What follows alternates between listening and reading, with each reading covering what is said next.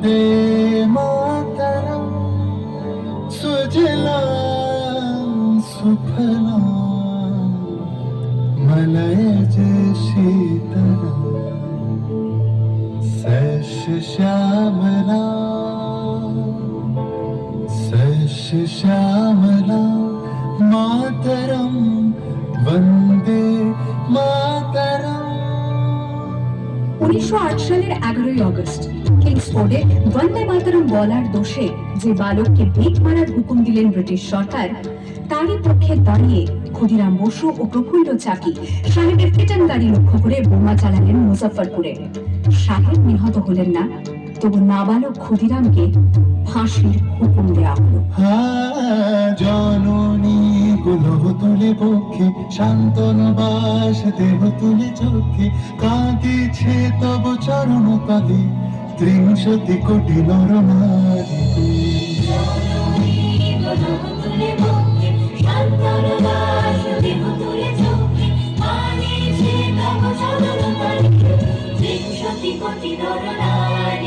যারা স্বর্গগত তারা এখনো জানে স্বর্গের যে প্রিয় জন্মভূমি এসো স্বদেশ প্রতির মহাদীক্ষালু সেই মৃত্যুঞ্জয়ের চরণ চুমি। যারা জীর্ণ জাতির বুকে জাগালো আশা মৌন মলিন মুখে জোগালো ভাষা।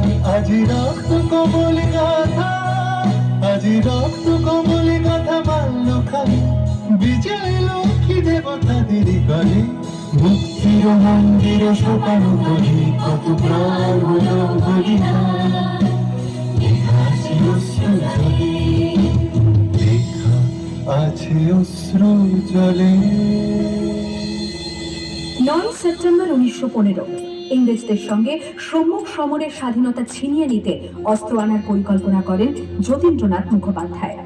বালেশ্বরে সঙ্গীদের নিয়ে জাহাজ থেকে সেই অস্ত্র নামাতে গেলে ইংরেজ বাহিনী তাদের ঘিরে ফেলে। বুড়িবালমের তীরে লড়াই বাঁধে বিরাট ইংরেজ বাহিনী বনাম বাঘা যতীন ও তার 4 সতীর্থদের। এককালে শুধু ভোজালি হাতে যিনি বাঘ মেরেছিলেন, সেই বীর সেদিন লুটিয়ে পড়লেন। আমি হাসি হাসি পড়ব ফাঁসি দেখবে ভারতবাসী। ও মা হাসি হাসি পড়ব ফাঁসি দেখবে ভারতবাসী। একবার বিদায় দে মা ঘুরে আসি।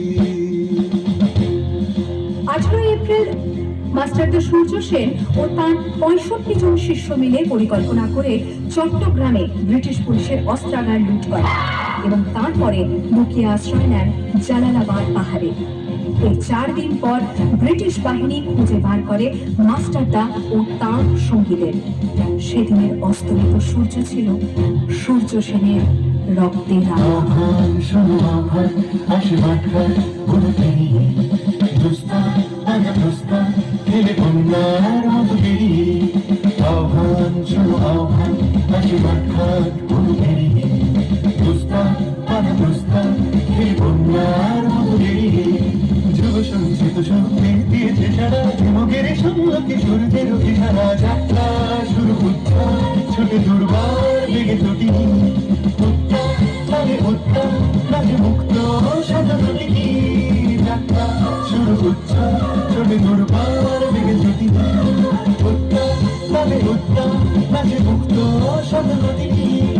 এই শুধু সূত্র যে নবপ্রাণে জেগেছে রণসাজে সেজেছে অধিকার অর্জনে। এই শুধু সূত্র যে নবপ্রাণে জেগেছে রণসাজে সেজেছে অধিকার।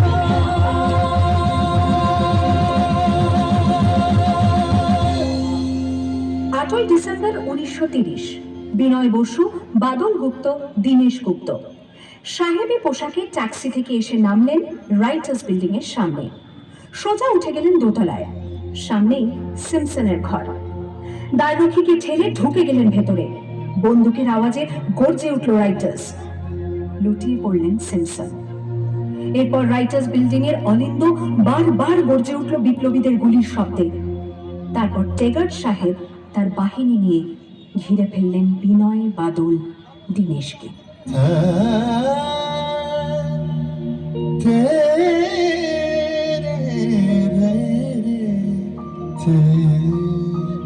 দুর্গমুখীর কান্তার মরু দোস্তার পারাবার হয়ে লঙ্ঘিতে হবে রাত্রি নিশীতে যাত্রীরা বসে 24শে সেপ্টেম্বর 1932 মাস্টার দ্য সূর্য সেনের মন্ত্রে দীক্ষিত প্রীতিলতা ওয়াদেদার 15 জন সশস্ত্র বিপ্লবীকে নিয়ে পাহাড়তলি ইউরোপিয়ান ক্লাব আক্রমণ করে আগুন ধরিয়ে দিল।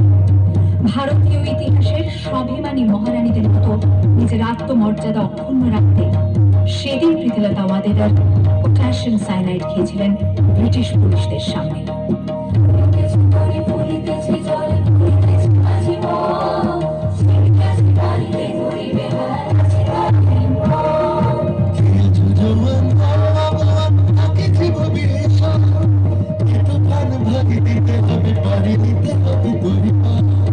দুর্গমুখীর কান্তার মরু দোস্তার পারাবার হয়ে লঙ্ঘিতে হবে রাত্রি নিশীতে যাত্রীরা খুশিয়া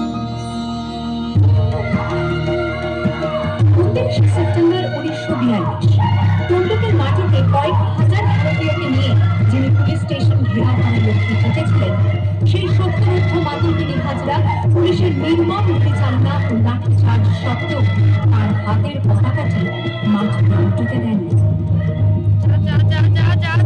আর ঠিক তার পরের বছর 1943-এর 30শে ডিসেম্বর জাপান সরকারের অধীনে থাকা আন্দামান দ্বীপ সেদিন হস্তান্তর করা হলো ইন্ডিয়ান ন্যাশনাল আর্মিকে। পোর্ট ব্লেয়ারের